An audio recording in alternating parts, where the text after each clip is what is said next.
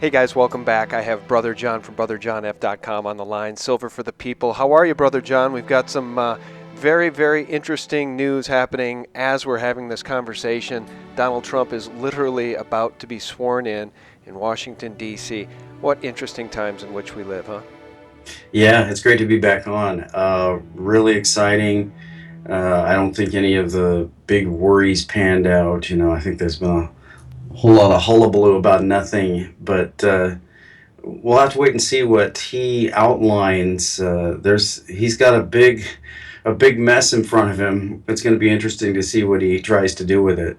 Well, I found it really unsettling yesterday that CNN was actually postulating on their network what would happen if Pence and Trump happened to die today. I don't even like to use the word assassination because I think it's a red flag for the CIA and Secret Service, but they postulated it. I didn't. And then they tied it into that stupid Kiefer Sutherland show, in which he is ushered into the presidency after being, third or fourth in line because a bomb goes off at the state capitol. That was CNN having that conversation yesterday, and they were saying that if Pence and Trump were to die before Trump was sworn in, then Obama would appoint the next president. I just couldn't even believe they had the audacity to have a conversation like that. To me, that's just rabble-rousing for the snowflakes, for a crazed snowflake to undertake some dastardly deed.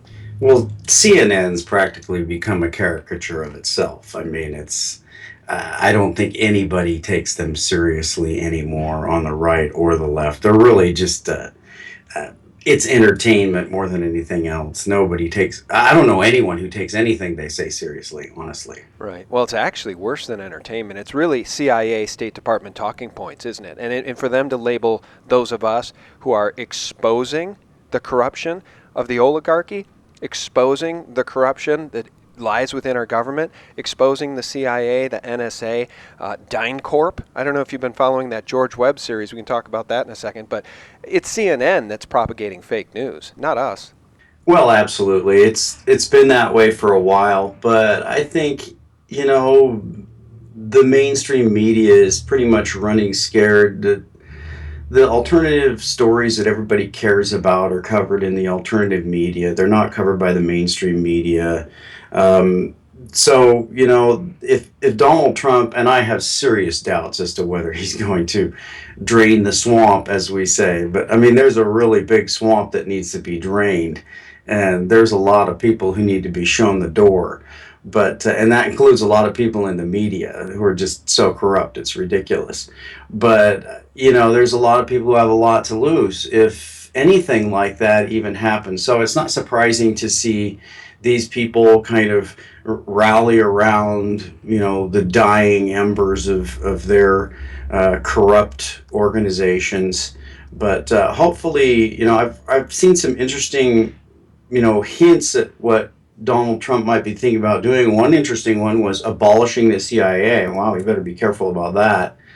And another one is to stop allowing the mainstream media and press conferences and just gives place to the alternative media.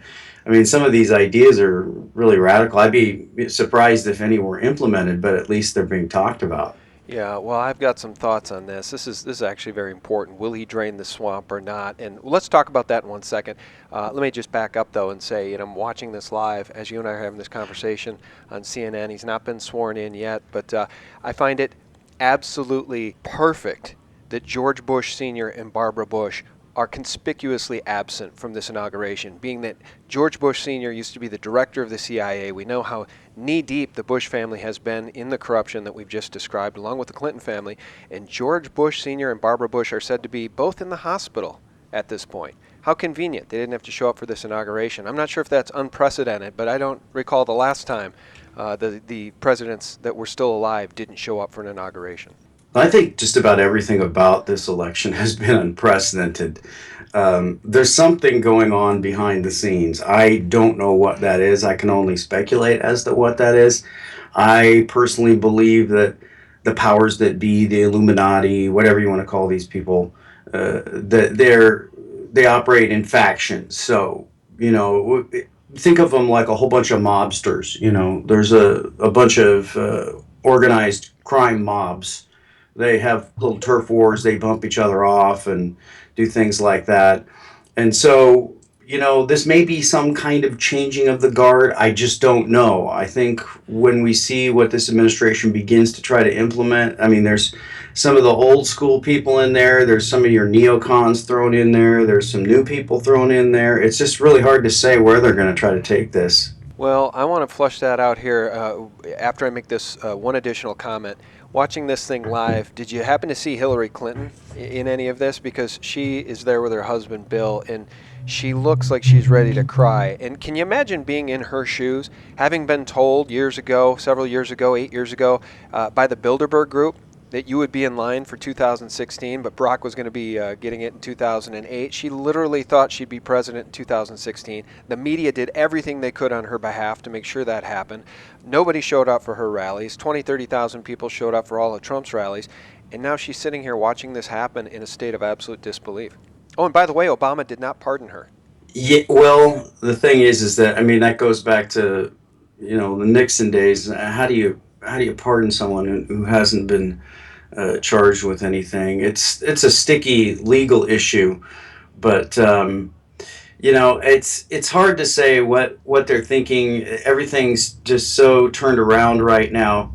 Um, I just don't know. I would watch, what's on the news or the inauguration, but to tell you the truth, I've divorced myself so far from mainstream media. I think there was a football game I wanted to watch the other day, and I couldn't figure out how to get it. I was trying to find on YouTube if I could find a live stream, maybe hook up some rabbit ears, because I'm just so separated from the mainstream media that I can't watch it even when I try. Yeah, well, I keep an eye on CNN because it's often fodder for doing updates because they're so off base so frequently. And in this case, I want to see it not only because it's historical, but just in case anything happens while we're having this conversation. Again, Donald Trump, as of this conversation at this moment at 10:37 a.m. Central Time, has not been sworn in. Have you been watching that George Webb series on YouTube called Where is Eric Braverman? Is that the guy that sits there and points at pictures on the screen and Yeah, he's draws the? Okay, yeah, I've seen a couple of Yeah, he those. calls them storyboards, and basically what he's doing is he's bringing the crimes of the syndicate to light with the names, with the details, with the quantifiables as provided by research done by Seymour Hersh, Eva Bartlett, many other great journalists. This is all on the record stuff, and what he's doing is he's tying it all together. He's taking all the pieces of the puzzle and tying it together. So I just wanted to say this as it pertains to draining the swamp. I think that if Trump does target Hillary for her crimes, it will be, or the Clinton Foundation, it'll be a very limited hangout, and here's why.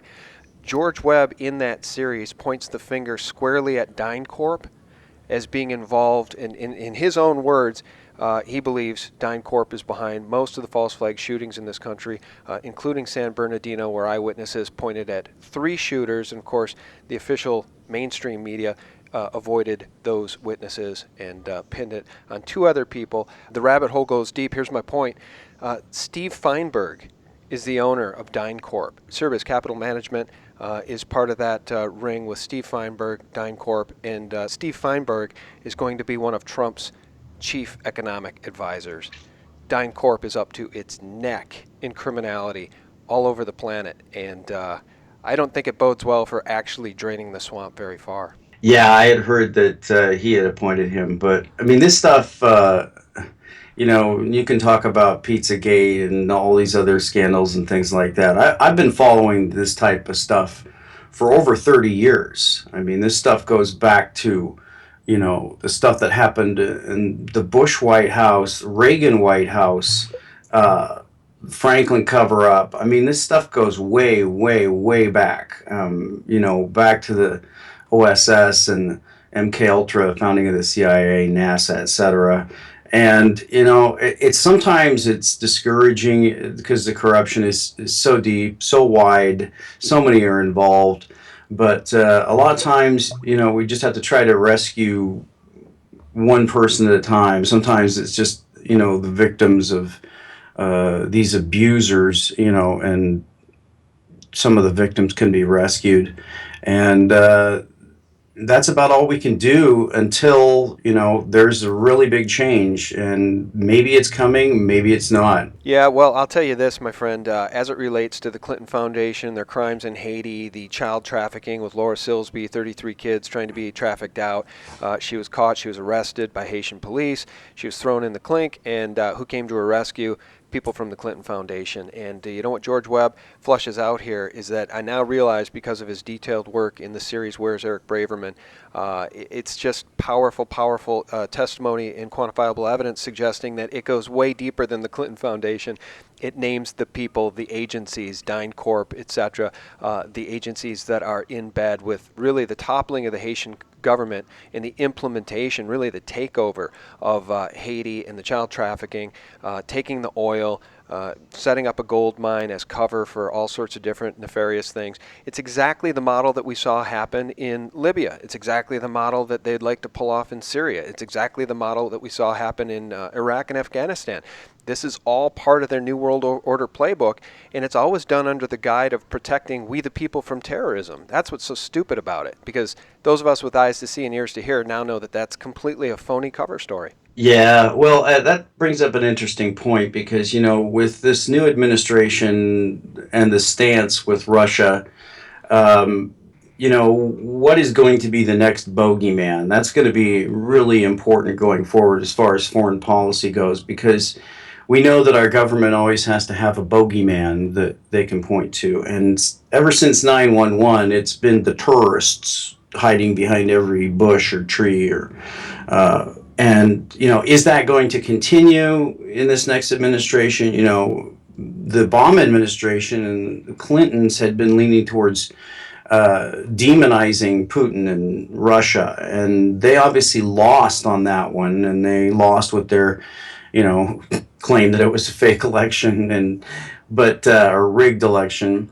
And so, what's going to happen now when we go forward with the Trump administration and their foreign policy? Who's going to be the boogeyman? Because there has to be a boogeyman. These people have to have a bad guy they can point to and distract all the people over there. Here, look at this shiny object, while we run guns and drugs and apparently now child sex trafficking. So it's going to be very interesting to see what that distraction is going to be. Well, I just want to say this too. I'm very grateful that Hillary Clinton is sitting here in the audience watching this thing beside herself. So I'm not disparaging Trump. I'm just suggesting that this Steve Feinberg connection as being part of the administration as an advisor, Steve Feinberg being the owner of DynCorp with direct connections to Cerebus Capital Management. This is not a good thing for the Republic, for justice, for truth. But we'll see what happens. I definitely believe that Trump being in the White House is a whole lot better for we the people than Hillary Clinton being in the White House, because God knows, everyone knows how corrupt she was. Evidently, everyone knew it except for the snowflakes that continue to cry about Donald Trump getting in. Do you find that surprising that so many people still are apoplectic about this, when the alternative was a hardcore, lifelong political criminal? When you and I both know she would have just offshored more jobs and turned us over to a one world government as quickly as possible. Yeah, it's one of those really strange things about the left. I think Thomas Sowell described it well. He wrote a book about it in the 80s or 90s, talking about how the way the left operates is they have these mascots, and then they have these bad guys. The bad guys can do no good, and the mascots can do no bad. So, you see them cozying up to some really sick people, child molesters, criminals, whatever. These people are above reproach. But, somebody, if they're on the right and they actually, try to stand up for religious liberty or something like that, these people are monsters. But a lot of it is, it's just for show. I mean, it's just for shock and awe, and they back off of it real quick. You see them turn around and change their mind. We saw that with Trump, with how many people, well, everyone's against him. And then quietly people would, come and side with him or try to cut a deal with him. These people will change their opinion, on a dime. And the reason why is because it's all about money. These people have absolutely no integrity whatsoever. They're probably godless. They don't believe that there's going to be a judgment, so they just believe that whatever they can steal here is going to be worth it. So if it's time to change sides or switch teams, that's what they're going to do. That's where the money is. Yeah. Well, it is shocking when people don't have a moral compass, or worse, when they're Satanists, which I just had a conversation with my friend Sophia Smallstorm, and she really helped vet that out. The fact that at the highest levels, many of these people have satanic beliefs, which is far darker than just being amoral or immoral. And if you hear singing in the background, guys, that's because I do have the television turned up just loud enough to let that play through live time. Donald Trump has still not been sworn in, and CNN is live on my TV, which I hate CNN, but there they are anyway. The Mockingbird mainstream CIA State Department media bringing us live coverage from Washington, D.C. Do you want to talk about precious metals at all, Brother John? What is the outlook? My God, we've been having this conversation for what now, 5 years? 17, 20, Yeah, 50, it's 20, 15, crazy. 17, 15, 13, 14, 17. This silver thing is just ridiculous. You look at the U.S. debt clock, it should be $1,000 an ounce. Look at Bitcoin. And anybody wants to dispute the $1,000 an ounce silver story, look at Bitcoin. You know, it went north of 1,000. Nobody cared. Nothing changed. But it was over 1,000. I mean, it's just insane. Oh, and that reminds me of you. You had your Bitcoin channel. I remember when Bitcoin went down to zero. I remember watching that live. Your commentary. Bitcoin crashing, went to zero. And then what? It rises from the ashes and goes to back over 1,000. I mean, that's a crazy story in and of itself. Yeah, well, that was just simply an exchange being hacked and going to zero. And of course, Bitcoin, it really can't be hacked. I mean, it could in theory, but really all Bitcoin is just a public ledger. I mean, the idea of having a decentralized peer-to-peer public ledger of value. I mean, you could have it for any number of things. You could have it for real estate. Think about stocks right now. Who do we trust to determine who holds what shares? The DTCC? Yeah, Seed and Some, Company. yeah, some Good luck with that, folks. on Water Street that had a fire. So And flooded. Yeah. yeah, so how do you determine who owns what? Well, one really neat thing is to have a decentralized peer-to-peer ledger. In other words, everybody has a copy. Not only do you own some stock, but you own the record of everyone else that owns stock. So and they know as well. So, I mean, that's the idea of a decentralized ledger. All that Bitcoin does is it combines that idea with a math problem and a limited number of coins. So it's basically digital gold, if you want. And so what have been hacked and what have been destroyed and what have been taken down and lost, and I've lost a ton of money too, is exchanges, centralized points of attack where they can attack. But you can see, if you look at the price and what happened in China, where it actually surpassed gold, it beat its old high, and that's when the Chinese government essentially was forced to defend its currency against a cryptocurrency. That's what happened Mm-hmm. when it just recently crashed. And so, that's what silver should be doing. But the difference is that they can manipulate silver because 99.9% of all the silver that's bought and sold every day in this entire world is fake silver. Paper. It's just a piece of paper. It's a computer entry. Well, they can't do that with Bitcoin because they don't control the computers. They don't control the buyers and sellers, and you can't have futures on it. You can't short sell it. I mean, there are some Bitfinex now, but for the most part, you're just buying and selling it. And so that's why we see the price rise so rapidly, because it's a free market. So far, they haven't been able to break it. But that's what silver should have done. I mean, silver should be there. It should be $800, $900, $1,100, but it's not, because they know that that's their Achilles heel for their system. Their system is completely bankrupt. It's unsustainable. The promises have been made to way too many people. They cannot be kept. A lot of people are going to be disappointed, but they're still kicking the can down the road on that one. Well, yeah, and I want to just flesh out for folks listening. It sounds crazy, but I mean, it was, I think, 3-4 years ago, John Williams at Shadow Stats himself was putting a real world value on silver at 600, and I think, if memory serves, 650, 675 an ounce. That was 3-4 years ago, John. That doesn't even count all the derivatives. Oh, I know. And I mean, if you think about $1,000 an ounce, what do we mine every year? Just say it's a billion, 1,000 times a billion, that's a trillion. $1 trillion, that's still nothing It's a drop in the bucket. They doubled the national debt under Barack Obama. They added 10 trillion. Hmm. So, I mean, it's still nothing if you look at the derivatives. So, even silver at $1,000 would not even be big enough for a small fraction of Chinese money to get into it. It's just not big enough. And Bitcoin's not big enough either. It's around a market cap right now of, I think it's like 15 billion. Hmm. But, even if it were a trillion, then, maybe at that point, money could move. But they don't want that. They've got money tied up in the systems that they control. They've got money tied up in the systems where they can ring you up tomorrow and say, you lose, we win, we took your money, and there's nothing you can do. So the game is continuing of them trying to keep people out of these systems where people can protect themselves, and us trying to get people into them. And that's what's been going on for many years, as you know. Yeah, I don't know if you follow the web bots. I believe you do, the Cliff High web bots, and you can comment on this if you'd like. But one of the things that I find interesting about the narrative of Bitcoin is that, we've heard so many people say in the comments and over videos that you and I in interviews we've done in the past say, you don't want to live in a world where there's $1,000 silver. It'll never get there, and even if it did, you wouldn't want to live in that world. And what I always said was, that's a bunch of nonsense, because our friends, neighbors, and colleagues aren't paying attention to silver any more than they're paying attention to Bitcoin. Bitcoin is invisible to most of the population. They don't even know about it. Same is true with silver. Nobody holds it, nobody owns it, nobody cares about it. Bitcoin went north of $1,000 and nothing changed. Life went on as normal here in this country. Our friends, neighbors, and colleagues are oblivious to it. I think the same thing would be true if we had $1,000 silver. I mean, I really do.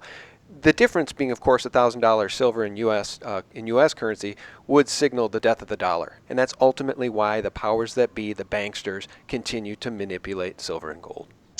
Yeah, I mean, I've pointed this out a number of times on other interviews that you have to understand that Americans have been conditioned for a very, very long time to be sort of trend investors. So they don't really buy something because it has value. They buy something because it's going up, Right. because they want to sell it at a higher price to the bigger sucker or whatever it's going to be. So the powers that be know that. They knew in 2011 in May, at the time when Osama bin Laden was captured and Barack Obama released his birth certificate, and they did a series of margin increases and stopped silver that very night from going through $50, which is what it was going to do, because that would have been a psychological point. That was the nominal high from 1979, 1980 period, when Volcker had to stop inflation with high interest rates. So that was a really key nominal number, and they knew that if it broke that number and continued to rise, then you start to see the general public come in and say, hey, I'd like to stack some silver. This silver is starting to get valuable. And there wouldn't be enough for that to happen. It would just continue to rise. So they knew they had to stop it. They did stop it. And so they're still, getting Americans into the momentum trade. Right now, that's Apple Computer, Netflix, and Amazon stock. Right. But, eventually, I believe, as someone who believes in free markets, that with world markets, different countries, and now with cryptocurrencies, eventually these undervalued assets like silver are going to have their day in the sun. But yeah, I think you're right. It's probably going to be at the same time that the dollar finally is exposed for the big, gigantic international scam that it really is. Yeah. By the way, Pence was just sworn in, so one down, one to go.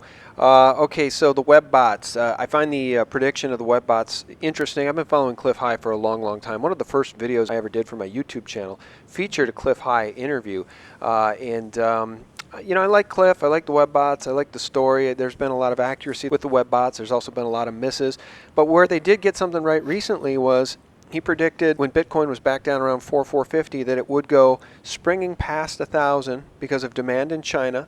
Then it would do a massive correction back down to 888 or lower, but 888 being a key number. And then it would sort of float around there for several months, and then vault far higher again, he's predicting in the spring, to around 1,400 USD.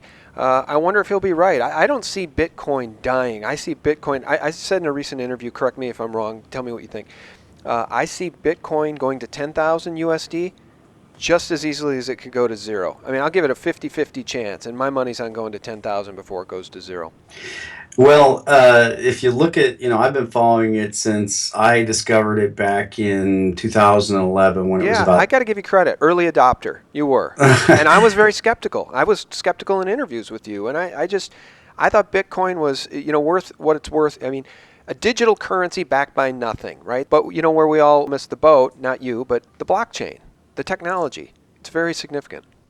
Yeah, it's similar to gold. It's man's attempt to create digital gold. It's a very good first attempt. The thing is, there's another 1,000 other cryptocurrencies out there now that have added features, such as Ethereum. There's ones I follow that have message fields.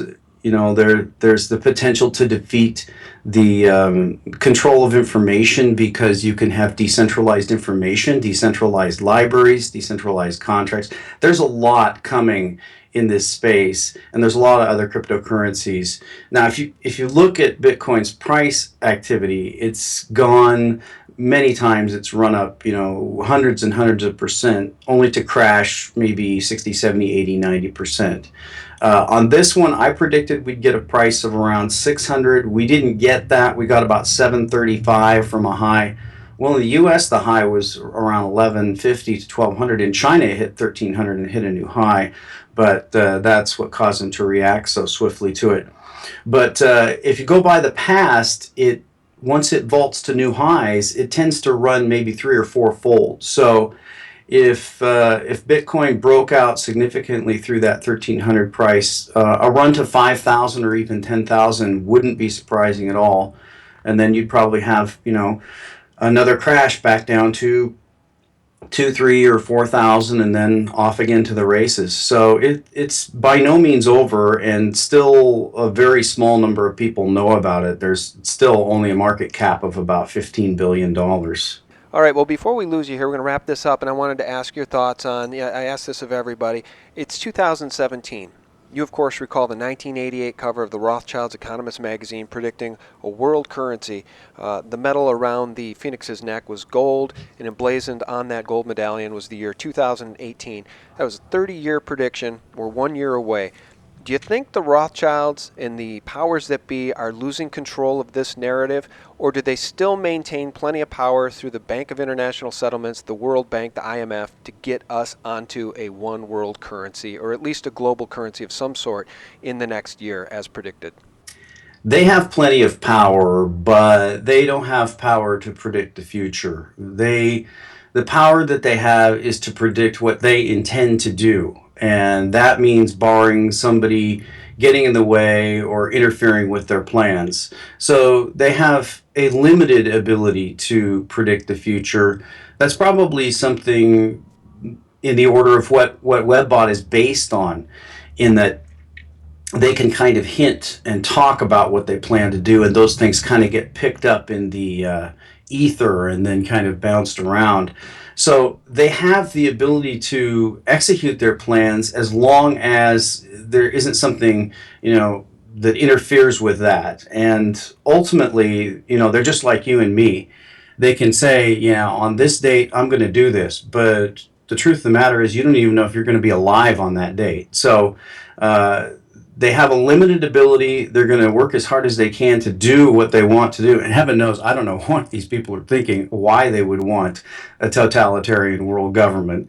They've been working for it for a very long time. It brings nothing but death and destruction, but apparently that's what they want. So right now, I'll give them about a 50-50 chance, but I really want to wait and see what Trump's going to do, if what sort of faction he's with. Yeah, well, perfect timing, my friend, because he was just sworn in as you were speaking those last words. I'll tell you, it's a monumental moment in history, because I will take Donald Trump over the witch, Hillary Rotten Clinton, any day of the week. And unlike Barack Obama, he actually just got the words right when he was sworn in. I took off my headphones just far enough to be able to listen to every word, and unlike Barack Obama, he did not agree to faithfully execute the office of president, as Barack Obama misspoke and then had to be sworn in again later in a private ceremony. Lots of questions about that. Trump actually got the swearing-in process correct. So here we sit in a momentous day in history. CNN did not get its wish. Trump has been sworn in. So here we go. 2017, we're off to the races, my friend. We'll see if the Rothschilds get their one world currency. We'll see if Trump does the things he said he would do. Exciting times in which we live, John. And could you remind people about your website? Absolutely.